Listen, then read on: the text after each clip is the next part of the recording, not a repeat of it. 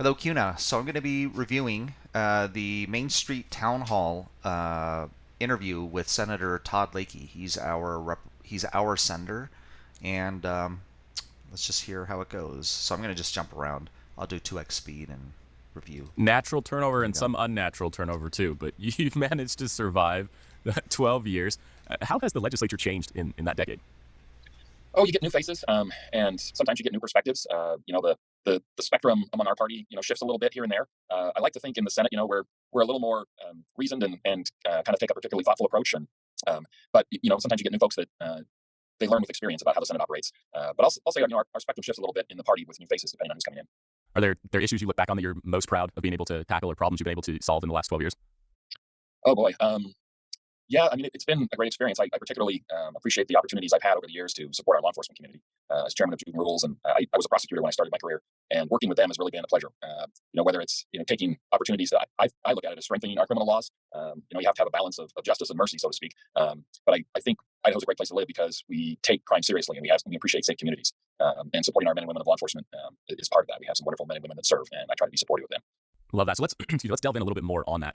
You mentioned that you're the chairman of Judiciary and Rules, and you have a different seat when it comes to law and order than a lot of Idahoans. Most Idahoans' experience with police or law enforcement is a patrol car on the side of the highway checking speeds, and that's a good thing. And sometimes maybe our Changing and more aggressive and I guess even technologically advanced criminal element in society. Their ability to engage in criminal activity, particularly in drug trafficking.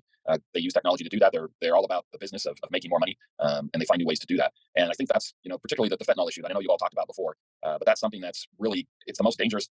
Criminal change, I guess, as law enforcement describes it, that we've seen ever, and it's replacing things like heroin as the worst of the worst. And law enforcement they have to carry Narcan to save people's lives. from Idaho when it comes to trafficking fentanyl. Now where does it go? To the Senate floor, and then what's the outlook there? So we've been working.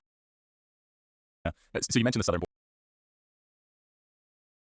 The fentanyl bill passed. So border. In national news, there's been a lot of drama recently over legislation on how and if and when and where to address our southern border. And it's a lot of fireworks in the U.S. Senate. In the Idaho Senate, what can you do, and where are you at when you look at the problems of fentanyl flooding Idaho from the southern border?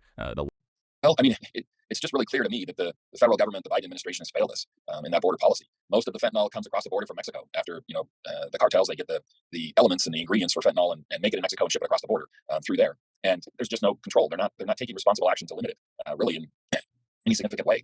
And they're stopping states that are trying, like Texas, that are trying to take some action on their own to control it. So it's just really a failure. And I hear a lot of comments from my constituents about their concern for the illegal immigration coming across the border and the border being so porous. We are limited as state legislators in what we can do. We have authority within our own borders. I think we try to support our fellow states and do our best to make sure Idaho is safe. But we can try to influence our fellow congressional delegation, but I know they're supportive. So it's kind of trying to do what we can, but Um, delegation, but I know they're supportive. So it's kind of trying to do what we can, but I think ultimately it's going to take a change in administration at the federal level. sure, frustrating to say the least. Yeah, a lot there that we wouldn't imagine were resources that were needed and that are now available. You in Judiciary and Rules don't handle their budgets. That would go through JFAC, correct? Correct. The JFAC does give me an opportunity to talk to them every year. At least they have in the past. And so I try to be supportive of those requests that I think are important.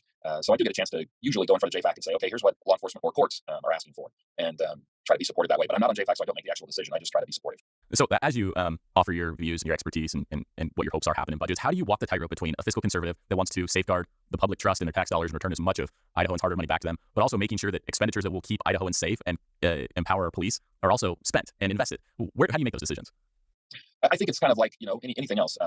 You look at it, and you try to evaluate the need and what they're proposing, and then the pluses and minuses of it. What's the benefit to it? What's the cost? But things like enhanced funding for post, which is where our law enforcement officers go to get certified, and making sure they're adequately staffed and there are opportunities for our local law enforcement to go there and be adequately trained. You want to support that because if they're not adequately trained, they're not dealing maybe in the best professional manner with the public, and they also may be creating liability for their local entities. So you want to make sure your law enforcement is very well trained for their own personal safety, but also the taxpayers that they serve and they work with. So those are the kind of things that I kind of go through in my head when I'm looking at what to support and what not to support for law enforcement. Okay, yeah, that makes perfect sense. So shifting gears now, we want to take advantage of having a seasoned veteran on.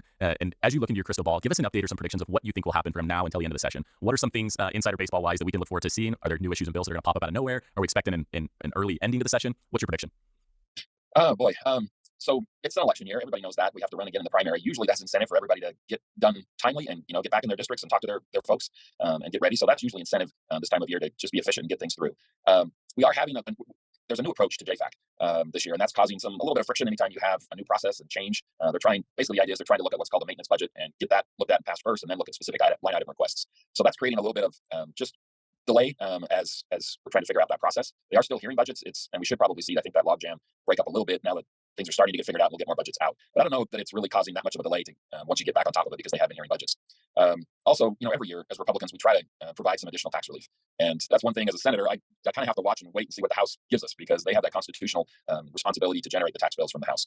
But I know The JFAC bills had already passed. there's always some effort to look at income tax reduction, maybe some additional property tax reduction. We did a big property tax reduction bill last year that I've heard from constituents, and I've seen on my own tax bill that it made a good impact. So I think we'll see some kind of tax relief bill come forward. I'm not sure what that's going to look like yet. Lots of Ada, Hawaii, and Canyon counties as you reapply to return as senator for them. Well, I try to, I always run on my foundational principles. First, I'm about trying to support a strong Idaho economy where people have an opportunity to, build a good life for themselves with, the lightest touch of government on those lives. And so they really have an opportunity to make life better themselves. I don't think government's there to make people's lives better by inserting itself. It's really to provide them an opportunity to do that. I'll continue to talk about my strong stance in supporting law enforcement and making Idaho a great place to live. And another issue I've been working on this year is the Convention of States. We talked about federal problems and jurisdiction, and that's an effort that our founding fathers gave us to, as states, propose constitutional amendments. If we have 2/3 of the states that ask for that, we can get together and propose amendments. And the amendments we're looking at are things like a balanced budget, the federal jurisdiction issue, and maybe even term limits. So trying to really make sure that states' rights are respected. And then, I always, every year, try to look at how we can reduce the tax burden on our citizens, but also make sure we're providing those necessary services. And with a strong economy, we've been able to do that. Now, I'm going to probably get in trouble for this one because this podcast is supposed to kind of stay specific to the policies and the topics of the day, but I've got to squeeze in a question that in season 1 of the podcast, we asked all of our guests, and since it's the first time you're on, I'm going to have to ask, what is one book that you would recommend that everybody reads? One book.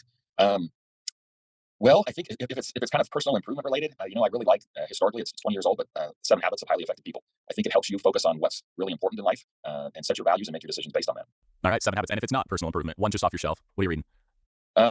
Boy, I'm kind of a fantasy escapist reader guy, so Tolkien's always one of my favorites. Lord of the Rings. Love it. See, we get to learn more about you every day. Senator, you're well known both in and outside the Capitol as being somebody who is the adult in the room, that is easy to work with, that can build consensus. And we really appreciate you taking aside some time for us today. We know you're busy with your chairmanship and everything going on. A lot of candidates run on backing the blue, and I think it's obvious that supporting our law enforcement isn't just a campaign tagline for you. So we hope to have you back on as we talk about some more issues in the future. It's interesting he didn't mention anything about his very strong stance in spearheading the abortion issues.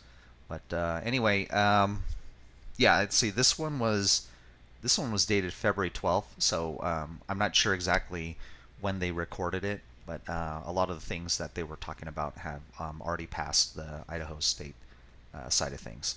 So that's about it. Have a good one. Bye bye.